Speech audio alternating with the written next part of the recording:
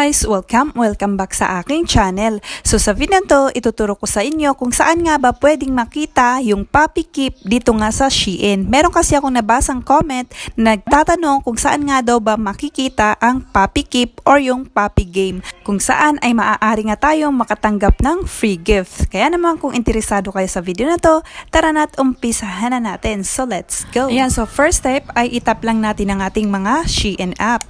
So kapag na-tap na natin yan, syempre wala tayong makikitang Puppy Keep dyan. So para makita natin ay pindutin lamang natin itong me or yung account natin mismo. So kapag na-tap natin yan ay dito sa may bandang taas ay makikita naman natin to. So pindutin lamang natin yan. So pagka pindot nyo yan ay yan na yung ating Puppy Keep.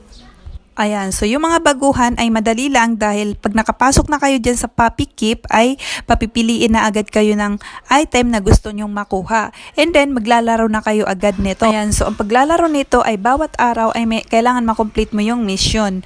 Okay, hindi to kunyari nilaro mo siya ngayon and then makukuha mo na agad yung items na free. Okay, hindi ganun. Kailangan everyday ay lalaroin natin ito hanggang sa makomplete nga natin yung 100% na yun. So as you can see guys, yung sa akin malapit ko na siyang makomplete yung 100% dahil meron na tayong 99.9% at 1% na lang yung natitira para makuha ko yung gift. Okay?